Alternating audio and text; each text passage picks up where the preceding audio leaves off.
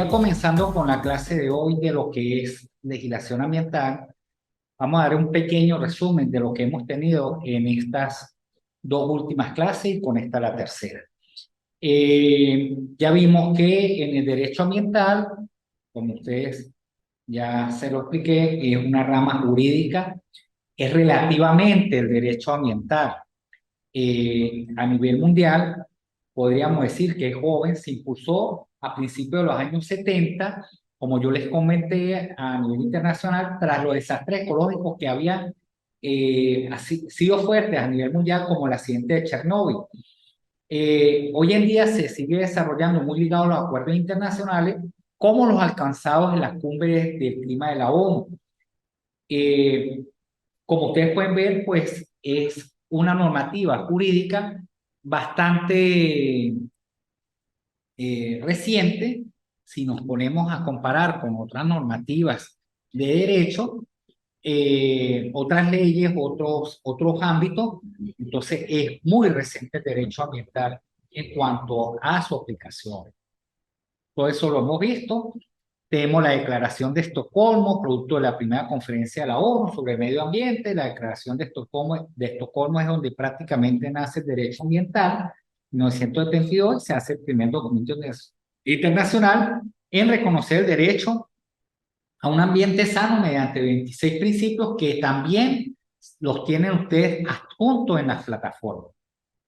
La declaración estableció además el principio de la cooperación crucial en el desarrollo ulterior del día, al reconocer que los países debían unir esfuerzos para hacer frente a los desafíos globales en nuestro entorno común. También en Estocolmo, la Asamblea General de la ONU creó el Programa de la Nación Unida para el Medio Ambiente, que es el PNUMA. Todo eso lo hemos visto.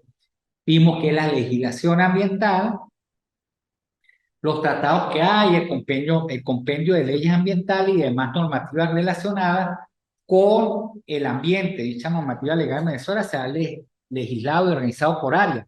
Así tenemos leyes referentes al ambiente en general, a la calidad ambiental, al aire, al agua, a los materiales y a desechos peligrosos y no peligrosos.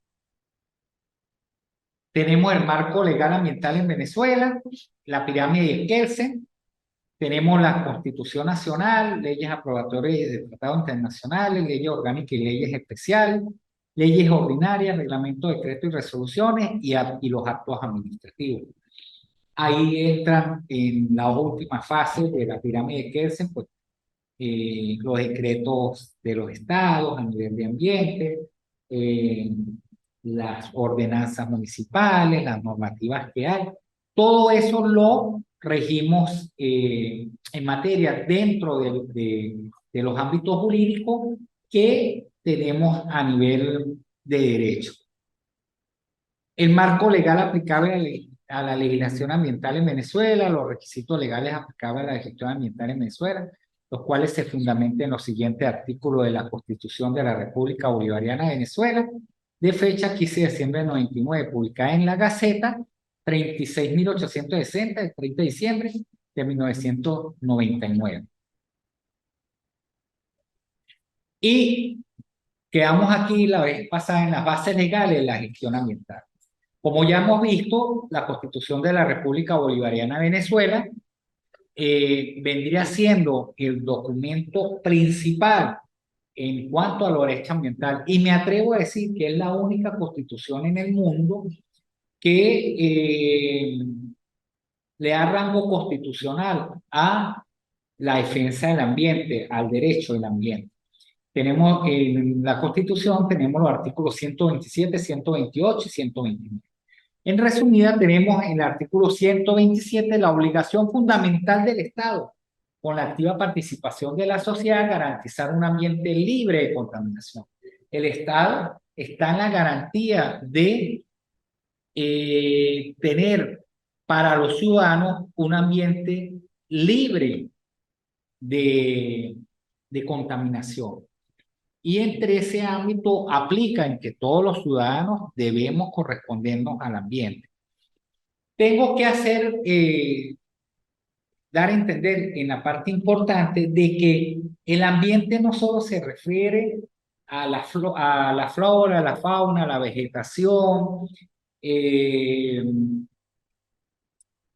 La fauna, hablo de fauna doméstica, hablo de fauna silvestre, no solamente es eso, ¿sí? El ambiente es todo el ámbito que nos rodea, todo, todo, todo. Y mire, parece mentira que aquí en Venezuela hayan ciudades eh, que le falten árboles entre las mismas ciudades. Sí, lamentándolo mucho, eh, muchas veces, y esto es a manera de reflexión y a manera criticable y a manera de que ustedes como futuros colegas abogados, si alguna vez son síndicos municipales o trabajan en la parte de ambiente y eso, orientar, orientar a los organismos eh, simplemente en aplicar la parte técnica hasta en este detalle, qué árbol se puede sembrar y qué árbol no se puede sembrar en una avenida. Porque las personas se enamoran de los paisajes y de la belleza, es verdad. Mire, ese árbol es bonito y todo, pero el problema es que se enamoran y al tiempo ese árbol crece y ese árbol produce demasiado daño. Entonces, para cortar ya un árbol con cierta cantidad de tiempo, legalmente pues se aplican unas sanciones, se aplica un protocolo para que ese árbol no sea talado. Pero aparte de no ser talado, pues está dañando. Entonces tiene que hacerse un informe con bases sustentables de que el árbol pues no está haciendo daño y eso. Pero ahí es donde viene la crítica mía de que primero, hacer la parte técnica, ¿sí? De qué árbol se puede sembrar que no produzca daño en las avenidas o cerca de las casas. Y segundo, de que ese árbol va a durar y va a tener vida el tiempo que dure de su vida útil, pues de su ser. Porque ¿qué es lo que pasa? Cuando se producen estos tipos de impactos que dañan viviendas, que dañan calles, que ya dañan avenidas, hasta autopista y todo, quien paga el pato, por decirlo de manera coloquial, es el árbol. No, este árbol hay que tumbarlo y talarlo, miren como el daño que está haciendo. Pero antes de haberlo sembrado, se debieron haber hecho las pautas técnicas, ¿sí? Entonces, esto es una recomendación que yo le hago a ustedes porque como futuros abogados, sé que muchos no manejan la parte ambiental, muchos no la manejan y muchas veces van a estar en cargos o van a estar en sitios donde la orientación de lo que es la gestión ambiental se debe hacer. Y eso es algo bonito. El artículo 128 en la política de ordenación del territorio, de acuerdo con las premisas del desarrollo sustentable, que incluya la información, consulta y participación ciudadana. Tenemos que esta ordenación del territorio, como ya yo lo he explicado varias veces, aplica en muchos ámbitos, hasta en el ámbito turístico. Y el ámbito turístico también aplica en el ámbito ambiental. ¿Qué quiere decir esto? Bueno, que hay partes del territorio del Estado venezolano que es para desarrollar en materia de gestión ambiental, ¿sí? Para poder producir y para poder sanear, para poder activar ciertas consecuencias y protocolos en el cuidado del ambiente jurídico, que es la naturaleza. Entonces el Estado tiene la capacidad y la cualidad de ordenar el territorio en cuanto a lo que es. Tenemos zonas, estados industriales, tenemos dentro de estados industriales zonas industriales, en el estado Táchira tenemos zonas de parques nacionales, tenemos áreas protegidas, tenemos, ojo, un parque nacional es un área protegida, pero toda área protegida no es parque nacional. Cuidado con eso. Cuidado con esa conceptualización. No, es un parque nacional, es área protegida. Ok. Ah, no, esta área es protegida, es un parque nacional. No, no. Como también muchas personas piensan que la cuota 905 se atribuye a todas las partes de Venezuela que es parque nacional. No, la cuota 905 es una cuota que está en Caracas, que es donde comienza el parque nacional. En esa cuota, por ese sector, por ese lado, de acuerdo a como dice el decreto de creación del Parque Guaraína Repano, es donde pasa el Parque Nacional, no comienza, pasa el Parque Nacional. Pero eso no es aplicable a todos los parques nacionales. Un ejemplo, aquí en San Cristóbal, el Parque Nacional Chorro Lindo, no, que el parque comienza en la cuota 905. Me he encontrado con ese tipo de disyuntiva por falta de conocimiento, y yo he dicho, no, no, el Parque Nacional Chorro Lindo tiene su decreto de creación, y el decreto de creación establece unas cuotas con curvas de nivel por donde va el parque. Entonces hay que tener mucho cuidado en esa parte. Por eso es que en materia de derecho ambiental esta parte es técnica, es una parte muy hermosa, muy aplicativa, pero hay que saberla muchas veces fundamentar y manejar.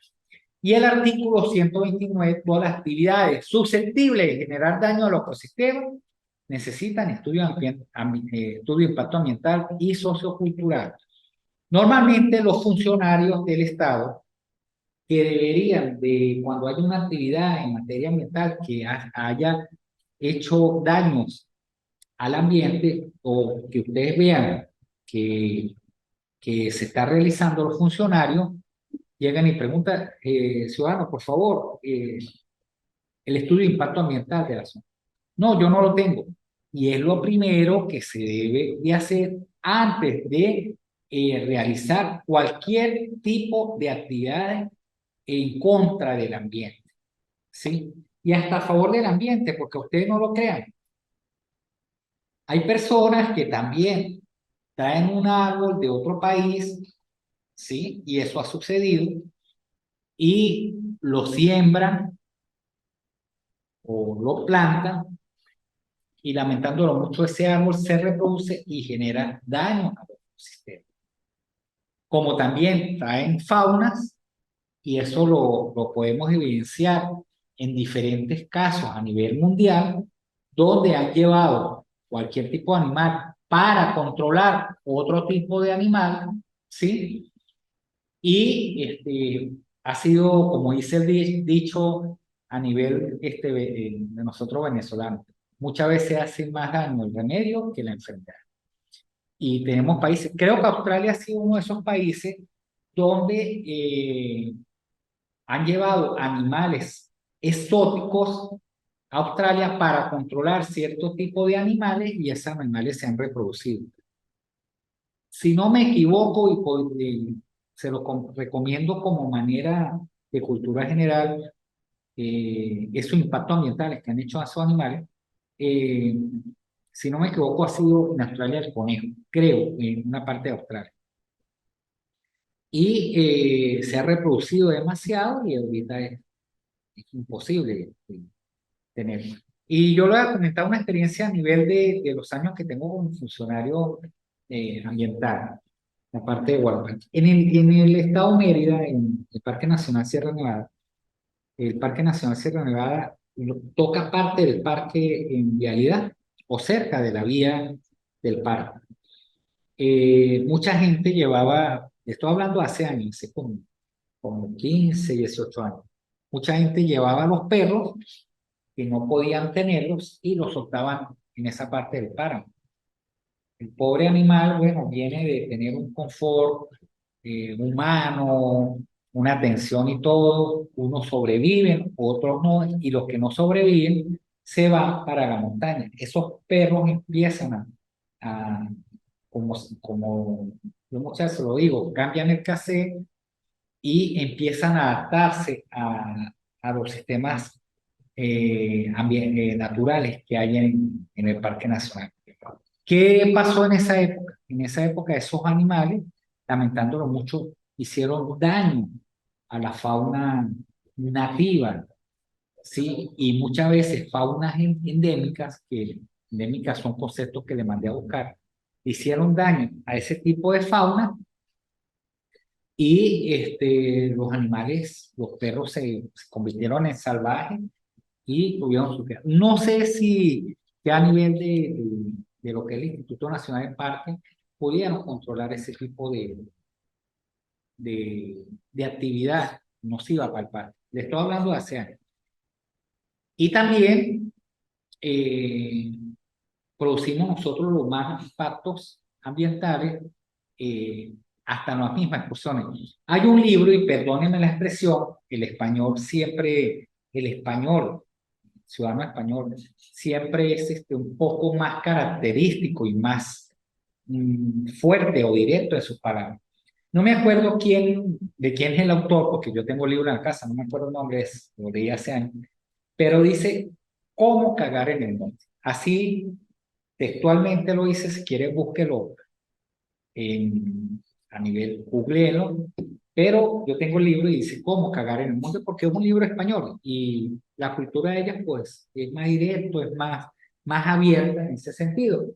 Pero en el libro da hasta métodos, porque en España los parques nacionales son muy protegidos, son demasiados, y el que entra a un parque nacional es revisado por el cuerpo de guardaparques y tienen que ir bajo las normativas que ellos establecen. Es más, en España hay diferentes rutas para ir a los parques nacionales, están unas rutas, eso están por colores, rutas anaranjadas cuando te dan el catálogo, rutas para principiantes, rutas de trekking, rutas de trekking de un nivel y así sucesivamente.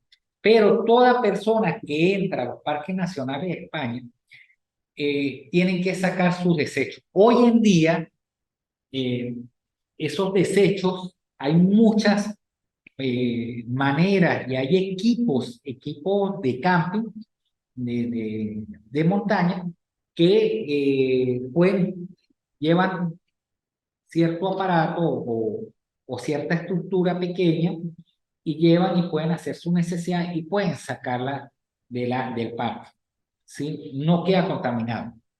Y en ese libro, volviendo al libro, dice cómo hacer un pequeño envase con tubo de PVC, con rosca a los lados, en donde uno hace su necesidad, la echa en una bolsa, la cierra y lo va metiendo en el envase y el envase es hermético. Y cuando salga del parque, lo saca, no contaminando. Porque mire, el hombre es altamente contaminante, el hombre, ¿sí?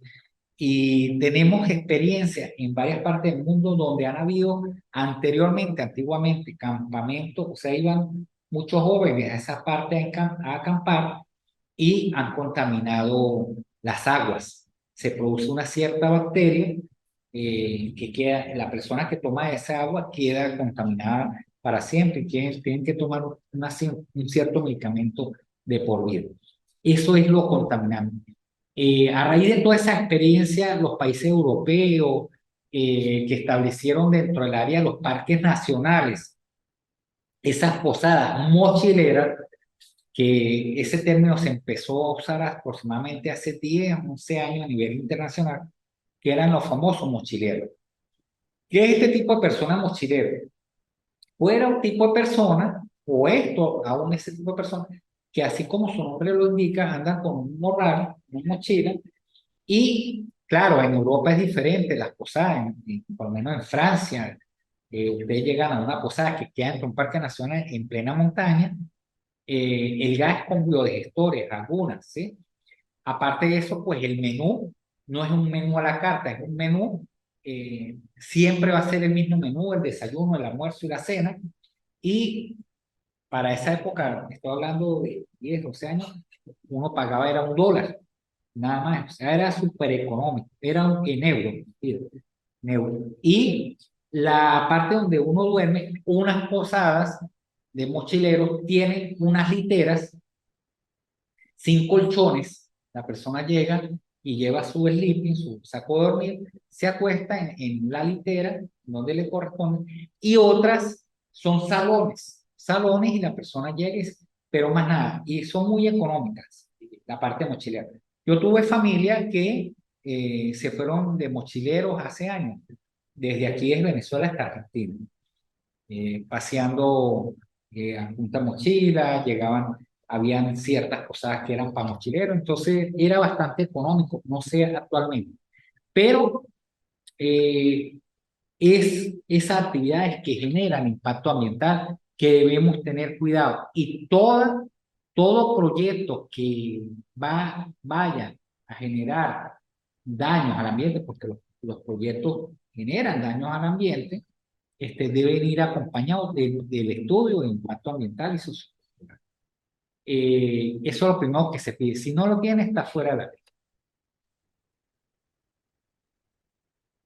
En cuanto a la base legal de la gestión ambiental, tenemos la Gaceta Oficial de la República Bolivariana de Venezuela, donde establece la Ley Orgánica del Ambiente del 2006. Déjenme ver un momentico, porque vamos a ver la última Ley Orgánica del Ambiente. Déjenme buscarla. Hay que tener mucho cuidado con la normativa legal. Como abogado les recomiendo siempre estar al día. Eh, Estoy buscando porque no recuerdo si es la Ley Penal del Ambiente o la Ley Orgánica del Ambiente la que fue modificada. 2000, vamos a ver, última Ley Orgánica del Ambiente. Aquí está. Chicos, esperemos que abra. Ajá, 2003. Ajá, es la del 2006. Aquí estamos bien. Siempre me cuido en preparar bien las leyes porque me he dado cuenta que muchas veces, hasta en las mismas conferencias que hemos estado, eso, nombra normativa ambiental que ya fue modificada. Entonces, la ley orgánica del ambiente, ojo, disculpe un paréntesis que lo interrumpo, tienen que tener cuidado con las leyes. He tenido alumnos que lo han mandado a comprar leyes y cuando la compran, llegan y empezamos a hablar y entonces yo le busquen tal artículo y entonces, no, pero ese artículo no es, profesor, y me pongo a leer la ley y la ley ya está abrogada o ha estado derogada y algunos artículos ya fueron modificados. Entonces tienen que tener cuidado, no solamente en la parte ambiental, sino en todas las materias. La base legal de la gestión ambiental, tenemos la ley orgánica del ambiente, que el objeto, acuérdense que todas las leyes en el primer artículo establece para qué es la disposición esa. Establece la disposición y los principios rectores para la gestión del ambiente, establece las normas que desarrollan las garantías y derechos constitucionales a un ambiente seguro, sano y ecológicamente equilibrado. Tenemos la Gaceta Oficial 3238, extraordinaria de 12 de agosto de 1983, que eso no ha sido modificado aún. Tenemos la Ley Orgánica para la Ordenación del Territorio, porque estábamos hablando. Esa ordenación del territorio presenta la regulación y promoción de la localización de asentamiento humano, lo que son las comunidades, las ciudades, los pueblos, los caseríos, que la ordena el territorio, sí, actividades económicas y sociales de la población y el desarrollo físico, espacial del ámbito. Optimización y uso de los recursos naturales, protección y valoración del medio ambiente. Por eso es muy importante que dentro de la ordenación del territorio se establezcan los protocolos necesarios para regular ese espacio físico-espacial para la población. Y en esto me voy hablando de la parte de derecho de los romanos. Los romanos tenían una cualidad muy particular que, bueno, yo siempre digo que por qué los seres humanos no seguimos las normativas que hemos tenido tradicionalmente de manera a evolucionar, ¿sí? No de manera de echar para atrás. ¿Por qué lo digo? Porque, mire, estaba leyendo en estos días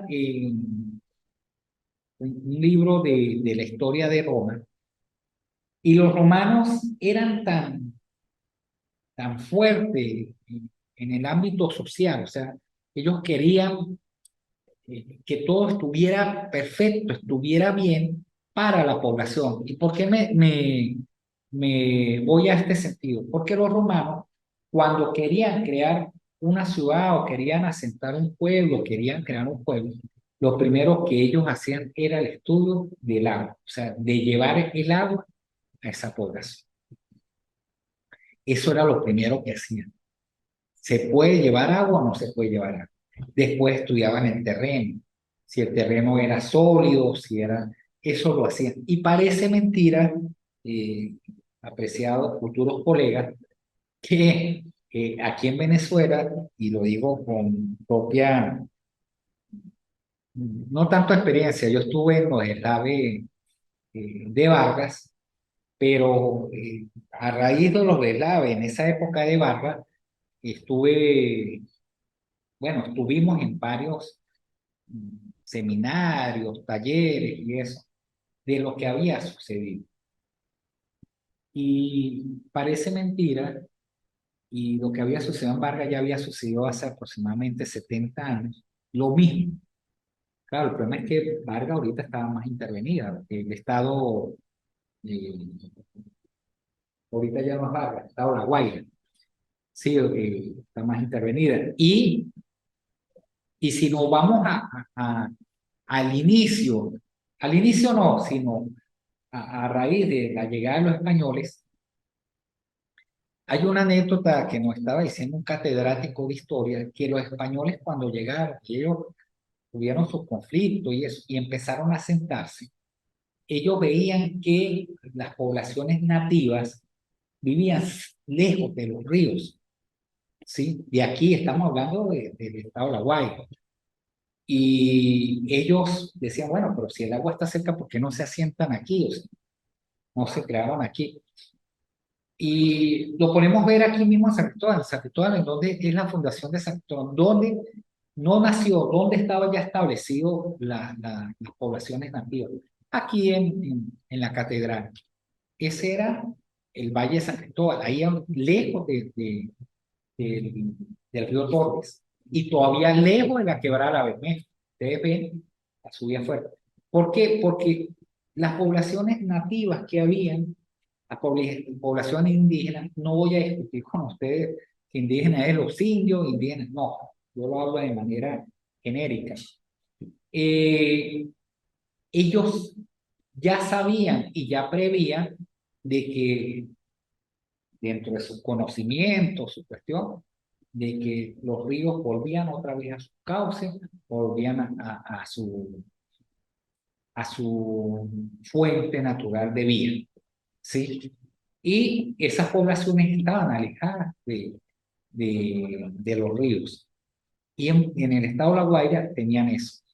Y lo contrario de los españoles pues se asentaron de una vez y contándonos a ese catedrático que tuvimos ese seminario, estoy hablando de ese seminario hace, uf, imagínense, el de Vargas, ¿cuándo fue?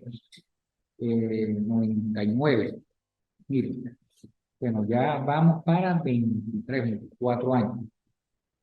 En ese seminario, cuando estábamos en ese catedrático, nos decían que en la época de la conquista y de los problemas que había, pues ya habían habido deslaves en ese sector. O sea, la montaña ya se había, particularmente había.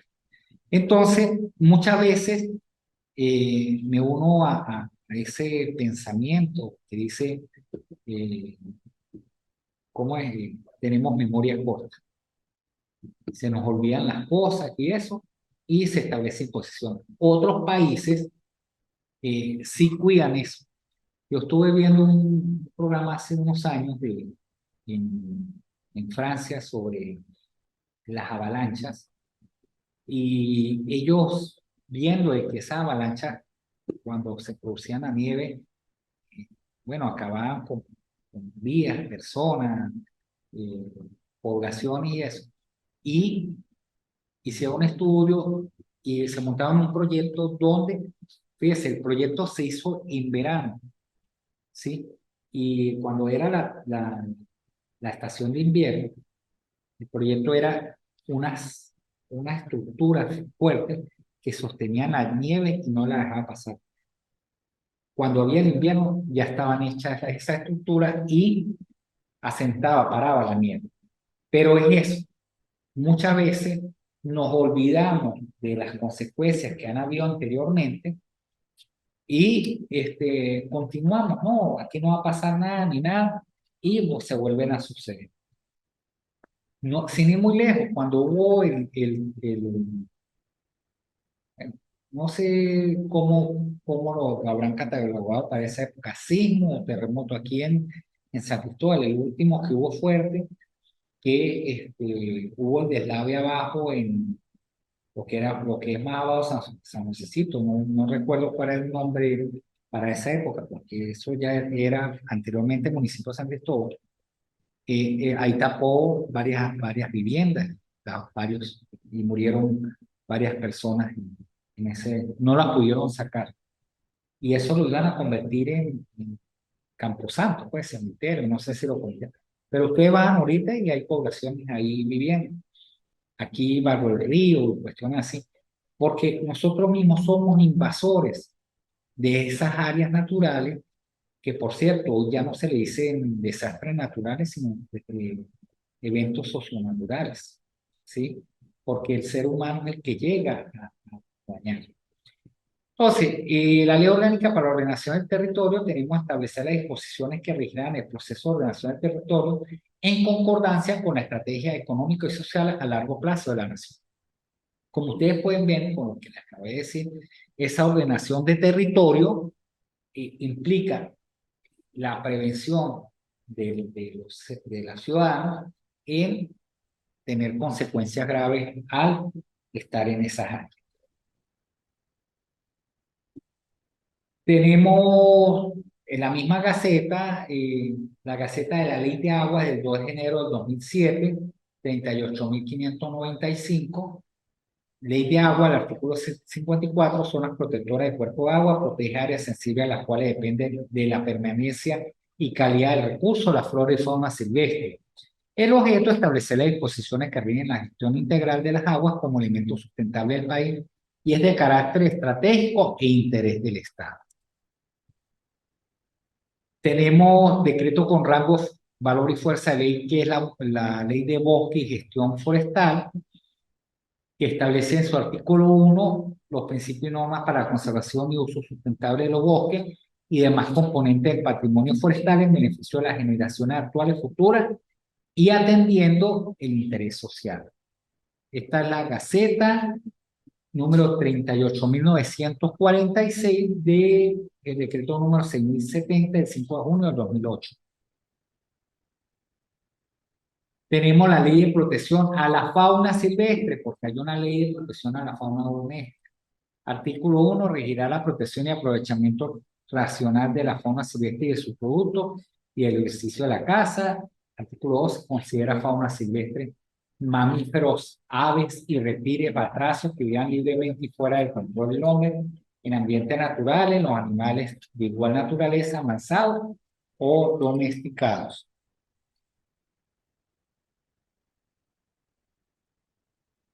La Gaceta Oficial número 29.289 del 11 de agosto de 1970, Ley de Protección de la Fauna Silvestre, también seguimos con esta. Tenemos el artículo 9, toda persona que pretenda ejercer caza deberá obtener la licencia y cumplir los requisitos y obligaciones que se refiere a esta ley. Recuerden que tenemos áreas para cacería y está en veda, hay que ver qué tipo de veda hay, qué se puede cazar y qué no. Creo que ahorita está prohibida la caza porque está prohibido también el uso de armas. Sí, una ley orgánica de armas y explosivos y entonces ahorita por lógica pues no debería haber caza.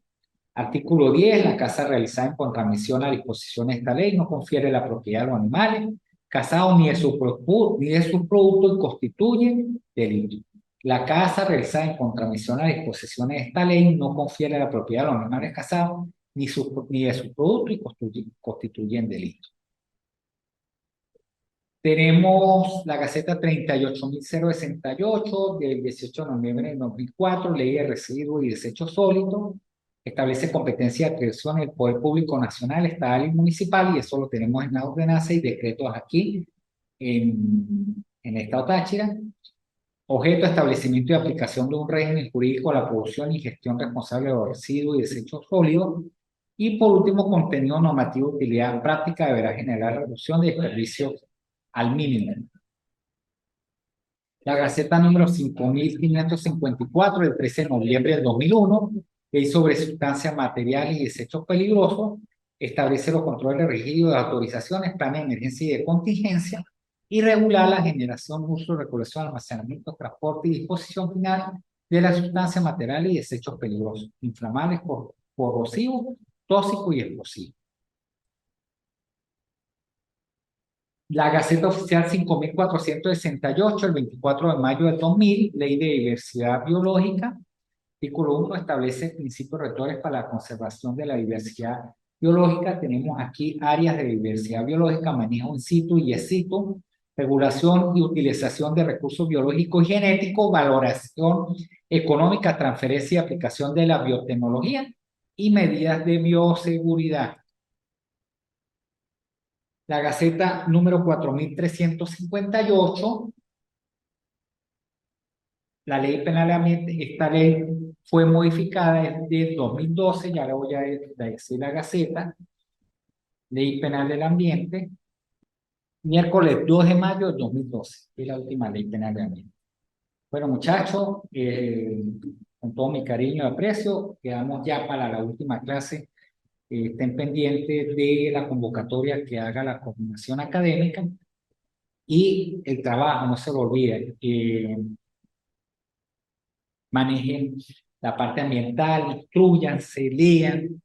Muchas veces ya en el ejercicio de la profesión es bueno tener conocimiento en materia ambiental y poder determinar ciertas situaciones. De mi parte, nos vemos la próxima clase. Les recuerdo que a la actividad queda una última clase y los invito hoy para el inicio de la Navidad en nuestro instituto. De mi parte, un aprecio, bendiciones, Dios lo bendiga y nos vemos en la próxima clase.